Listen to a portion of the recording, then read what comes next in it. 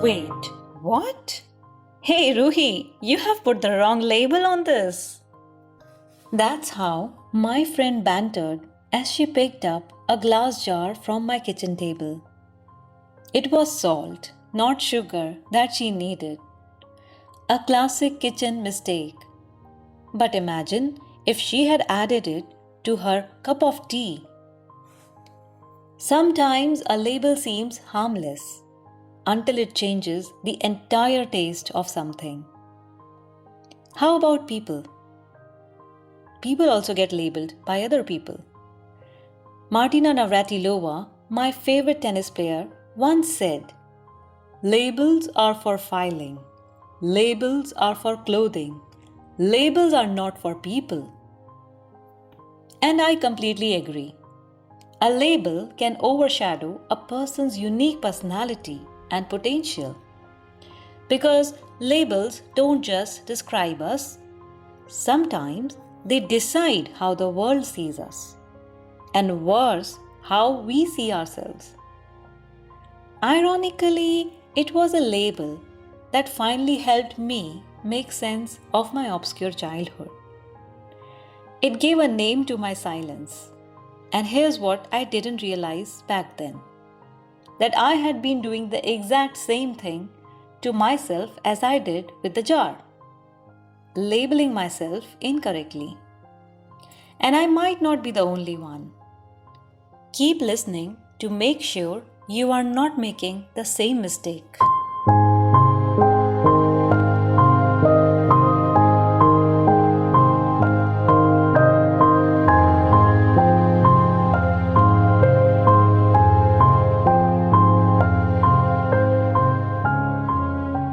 Hi, welcome to Unmuted Episode 2.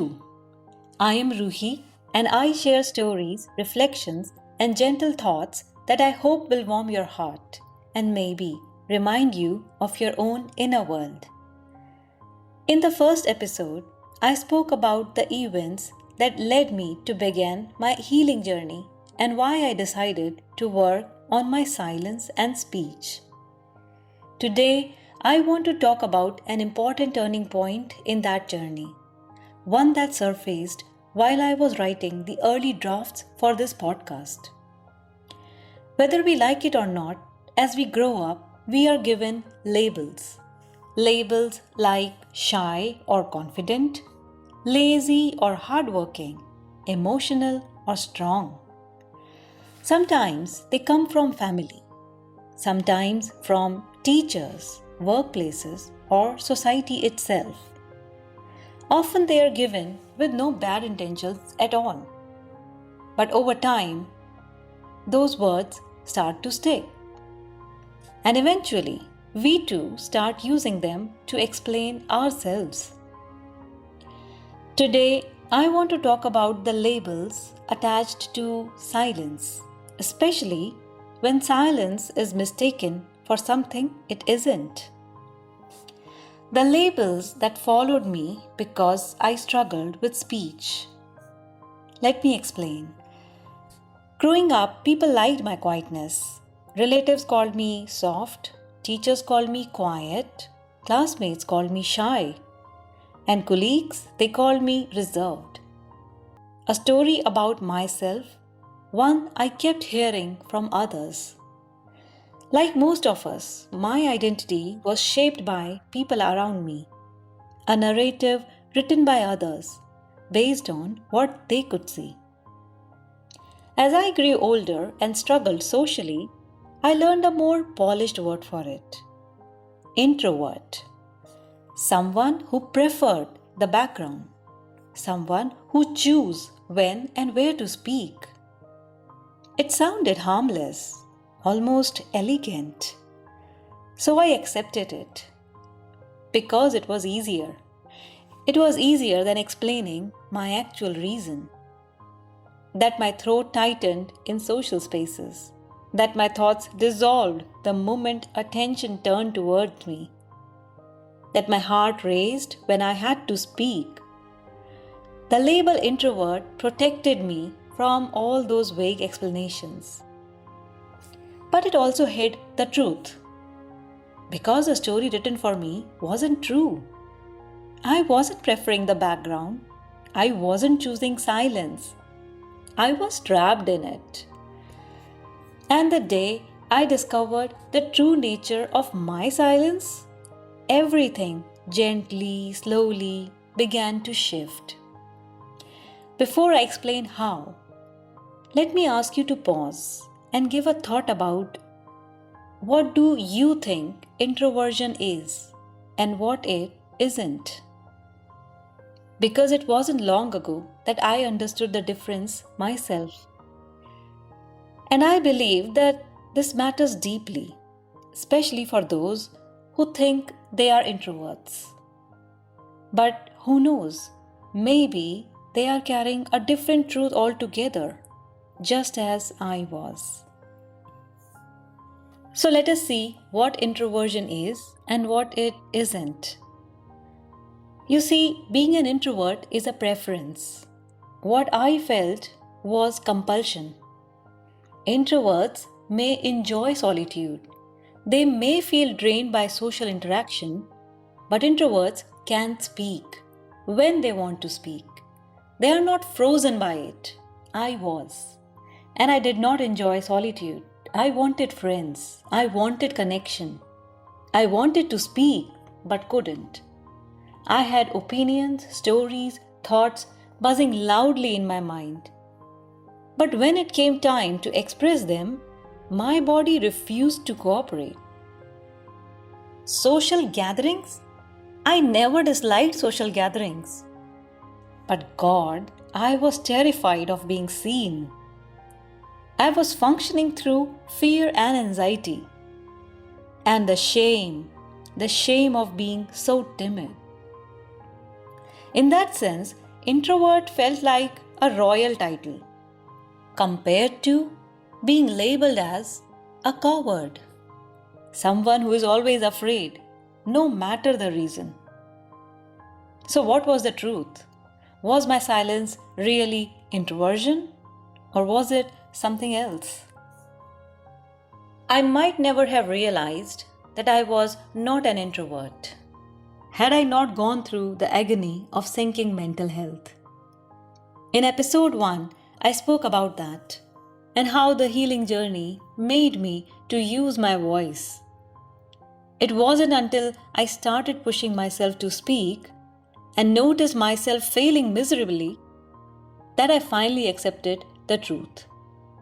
My inability didn't come from a choice. It came from intense fear and anxiety. And once I saw it in myself, I began noticing it in some children and others around me. So I started searching for answers. Is there a name for this? And I found it. A name. A label. Selective mutism. An anxiety disorder, often beginning at childhood, frequently misunderstood and very rarely talked about, especially in adults. Just what I experienced, and now they call it selective mutism. Throughout my childhood, I had no name for my difficulty, and so I read more. What selective mutism really is. Selective mutism isn't about refusing to speak. It's about being unable to speak in certain situations, despite desperately wanting to.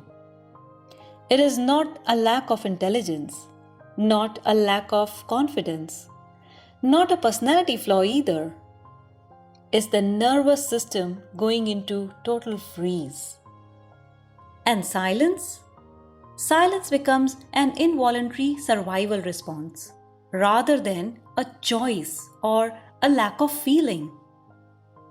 It simply describes what I went through and experienced many times, even now. I remembered how I could pass entire days without uttering a single word. How I dreaded saying even a single yes when my name was called during class attendance. Even today, as an adult, a little bit hint of hostility triggers a protective shutdown in my nervous system, making it physically impossible for me to find my words. As I read more, something inside me softened. Suddenly, my life made sense. I wasn't broken. I wasn't a coward. I wasn't rude, arrogant, or disinterested, and I was certainly not an introvert. These labels were all so wrong to describe me because I was anxious. School classrooms, social gatherings, meetings, friendships, I had always been anxious. And in today's world, you'll call me selectively mute.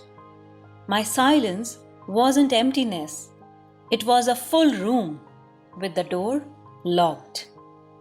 And no one had paused long enough to notice or to understand how to open it.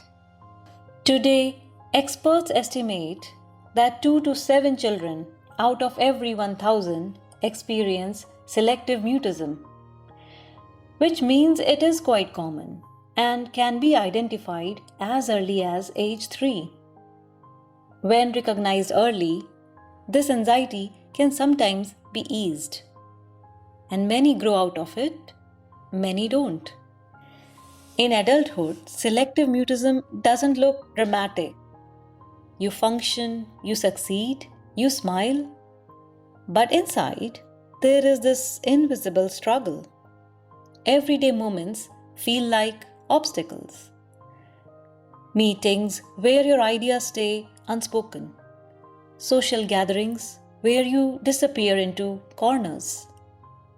Conversations where you rehearse sentences but that never come out. And there is a price to pay, as silence is often judged harshly. Let me explain how. There is this cost of being misunderstood that comes with silence. In a loud world, quietness may look suspicious. People might misread you.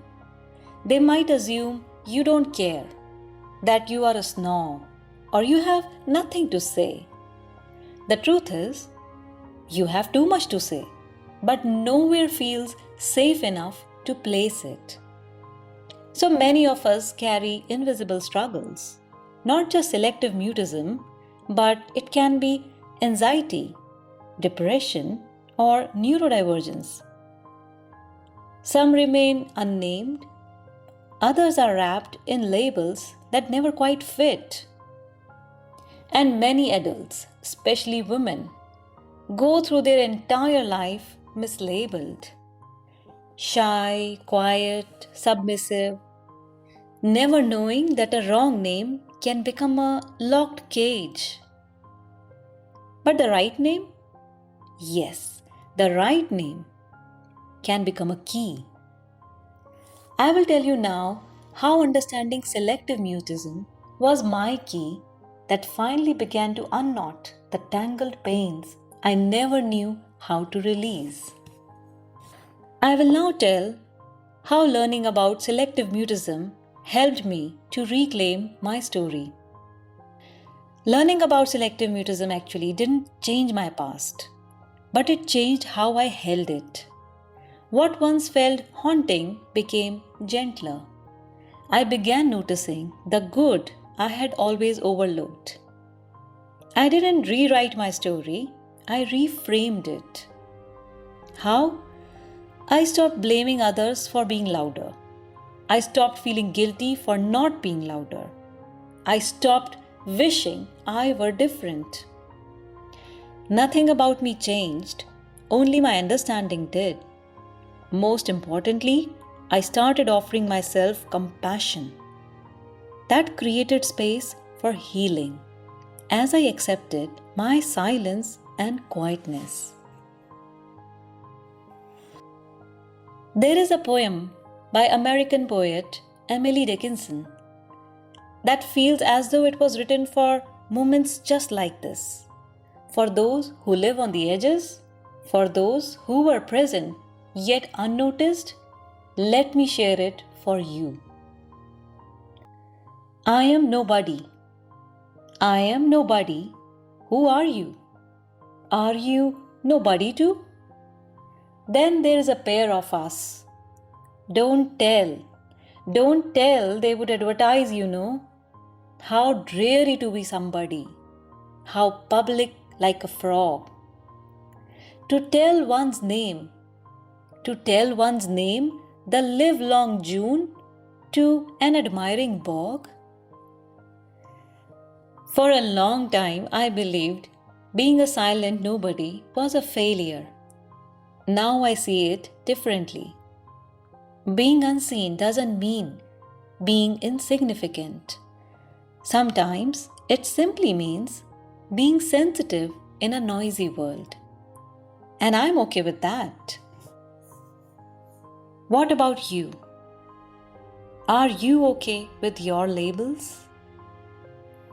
Are you aware of your correct labels? Maybe you have been mislabeled too. Maybe a part of you was misunderstood, not because it was wrong, but because no one knew how to name it. If you have lived quietly, not by choice, you are not broken. You were just unheard. Begin your healing journey. Find your right label. You may find that many of your pains begin to soften. If this episode resonated with you, whether you live with selective mutism, know someone who does, or recognize a child or friend or acquaintance going through similar struggle around speech, you are very welcome to write to me or share your thoughts in the comments. I would love to hear your story. Today's music is Angels by Oak Studios, and you may like to stay with it to pause, meditate, and reflect on your own identity and labels. In the future talks, I will share more about what helped me survive and thrive despite my speech difficulties. Starting with the next episode, where I will tell a story about a film, a child, and the small ordinary acts that can save anyone. Until then, be kind to yourself and be gentle with those who whisper instead of speak. Be soulful.